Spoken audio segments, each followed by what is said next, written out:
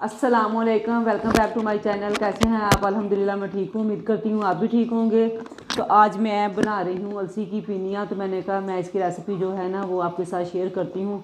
No doubt कि आपको भी आती होंगी, लेकिन अपना अपना तरीका होता है। क्योंकि इस दफ़ा मैं थोड़े ना मुख्तलिफ तरीके से बना रही हूँ। तरीका तो मतलब सेम वही है, लेकिन ये है चीज़ें उसमें मैं अलसी के अलावा भी कुछ डालूँगी। पहले मैं क्या करती थी, सिर्फ अलसी की ही पिनिया बनाती थी, लेकिन इस दफ़ा मैंने उसके अंदर भुने हुए चने और खजूर डाल के ना तो वो मैंने अलसी की पिनिया बनानी है। तो चलें मैं स्टार्ट करती हूँ अलसी की पिनिया और आपको भी दिखाती हूँ कि मैं किस तरीके से अलसी की पिनिया बनाती हूँ। तो ये सबसे पहले जो है ना ये मैंने कढ़ाई रख दिया, क्योंकि इसके अंदर पहले मैं जो अलसी है ना उसको भूनूंगी। भूनने के बाद मैं ना घर में ही ग्राइंडर में जो है ना इसका पाउडर बना लूँगी। बहुत ज़्यादा पाउडर भी नहीं बनाऊँगी, दानेदार पाउडर जो होता है ना वो मैं बनाऊँगी।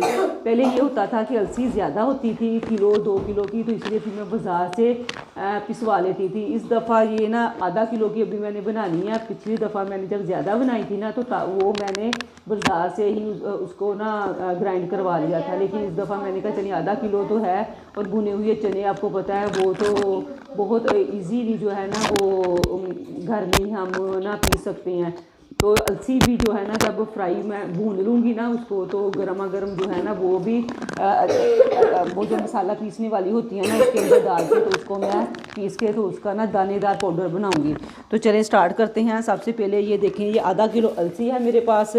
तो इसको मैं डाल के तो पहले खाली जो है ना वो भून लूँगी, ताकि इसका पाउडर जो है ना वो आसानी से बन सके।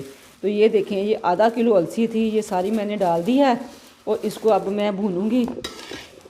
और इसको ना अलसी आपको इतनी भूनूंगी कि इसमें से ना कड़ कड़ की आवाज़ आना शुरू हो जाए। तो इसका फिर मतलब होगा कि अलसी जो है ना वो हमारी भून चुकी है और इसमें ना खुशबू भी आना शुरू हो जाएगी, हल्की सी, मतलब बहुत ज़्यादा नहीं, लेकिन जब हल्की सी खुशबू आना शुरू हो जाएगी ना तो इसको मैं थोड़ा सा ठंडा करके, ज़्यादा भी ठंडा नहीं करूँगी, क्योंकि अगर आपने घर में ग्राइंडर वगैरह में पीसनी है या जिसमें हम मसाला वगैरह पीसते हैं उसमें अगर आपने पीसनी है ना तो फिर आपको बहुत ज़्यादा ठंडी भी नहीं करनी पड़ेगी, मतलब ज़्यादा ठंडी भी ना हो, क्योंकि थोड़ी सी हल्की सी गर्म होगी ना तो फिर ये घर में पीसी जाएगी। क्योंकि बाज़ार में तो आपको पता है उनके पास मशीनें होती हैं, तो अगर हम ठंडी भी मतलब इसको थोड़ा सा भून के ठंडी भी ले जाएंगे ना तो वो उनके पास तो हैवी मशीनें होती हैं ना, तो वहाँ पे तो जल्द वो कर देते हैं।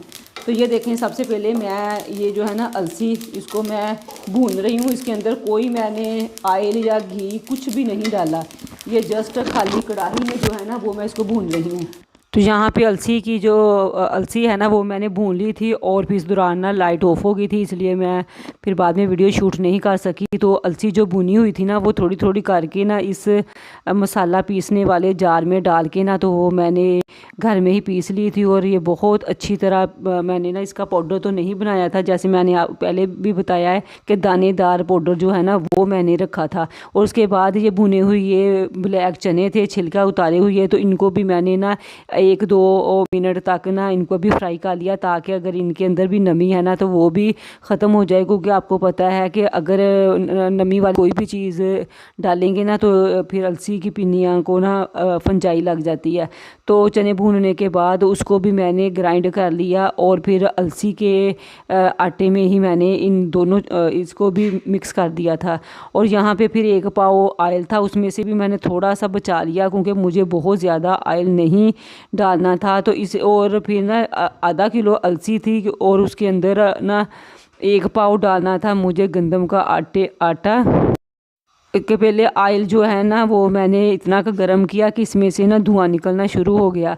सरसों के ऑयल को जब भी यूज़ करें ना तो उसको अच्छी तरह पहले जो है ना वो गर्म कर लेते हैं, इतना कि उसमें से धुआं निकलना शुरू हो जाए। तो इससे फिर वो ऑयल की जो स्मेल होती है ना वो नहीं आती किसी भी चीज़ में। तो यहाँ पे तकरीबन आधा किलो अलसी थी और 1 पाव आटा डाल के ना तो मैं इसको भून रही हूँ। और आटे को मैं इतना भूनूंगी कि ये ना ब्राउन, डार्क ब्राउन जो है ना उस मतलब शक्ल में आ जाए।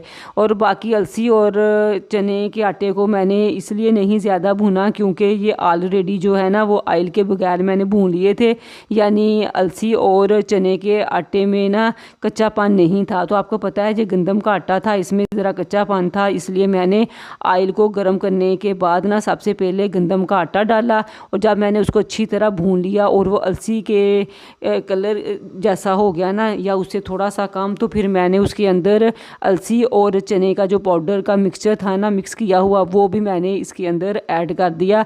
तो अब ये दोनों चीज़ें तो जस्ट गंदम का जो आटा था ना उसको ही भूनना था, बाकी अलसी और चने का जो आटा था ना वो तो ऑलरेडी भुना ही हुआ था, इसलिए बस इसको कर रही हूँ मैं मिक्स। और फिर बाद में मैंने ना कढ़ाई जो थी वो चूल्हे के नीचे उतार दी और फिर इतनी देर इसको मैं हिलाती रही जितनी देर मुझे लगा कि कढ़ाई गर्म है, क्योंकि अगर मैं ऐसे ही छोड़ देती ना तो आपको पता है कढ़ाई जो थी वो बहुत गर्म थी और नीचे से जो आटा था ना वो बहुत जल्दी ऐसे ना जल जाता है।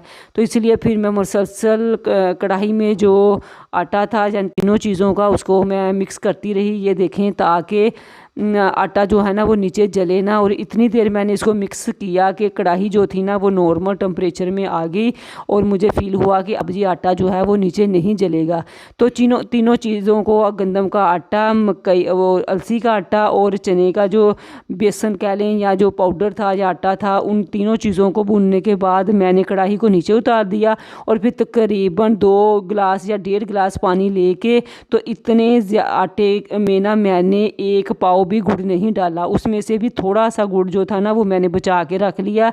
चाहे आप पूरा गुड़ डाल दें, इसको और भी अच्छी तरह पीस लेते तो वो कोई इशू नहीं था, इसलिए मैंने गुड़ कम डाला है क्योंकि मुझे इसके अंदर खजूर डाल के ना तो फिर बोल बनाने थे। अगर आपने खजूर नहीं डालनी तो आप 1 पाव से भी थोड़ा सा ज़्यादा गुड़ जो है ना वो डाल लें, लेकिन खजूर डाल के ये है कि ज़्यादा ताकत वाली जो है ना वो ये पिनियाँ बनती हैं।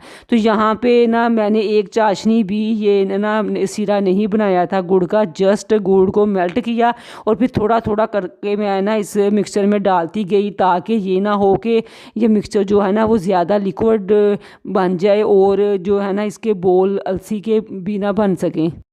ये था कि अंदाज़ा मेरा सही निकला, जितना मैंने पानी गुड़ के अंदर डाला था ना वो सारा ही मुझे डालना पड़ा और बड़ा अच्छी तरह ये मिक्सचर जो है ना वो रेडी हो गया था और ऐसे ही ना जुड़ने लग गया था। तो फिर ये खजूरें लेके इनको अच्छी तरह मैंने धो लिया और तवे के ऊपर इन्हें मैंने खुश्क कर लिया ताकि इनके अंदर नमी ना हो और अलसी की पिनियाँ जो है ना उनको फंगस ना लग जाए या फंजाई ना लग जाए।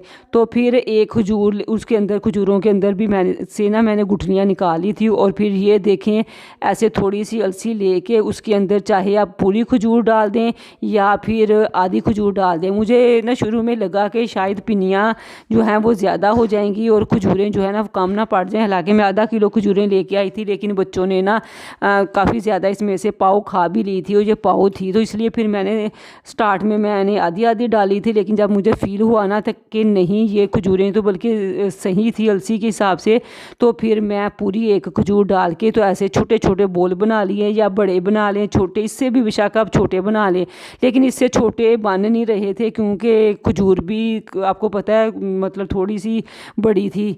तो इस वजह से ये देखें स्टार्ट में मैंने डाली आधी आधी खजूर और उसके बाद जो है वो मैंने पूरी खजूर डाल के, तो ये मैं ना सारी पिनियाँ जो है ना वो आपको बना के तो फिर लास्ट पे इनकी लास्ट फाइनल यानी लुक जो है ना वो मैं आपको दिखाऊंगी। तो यहाँ पे मैंने ली थी आधा किलो अलसी थी और 1 पाव चने थे। चनों में से भी बच्चों ने ना आधा पाव खा ही लिए होंगे, यानी आधा पाव आप चने कह लें और आधा किलो अलसी थी और आधा पाव खजूरें थी।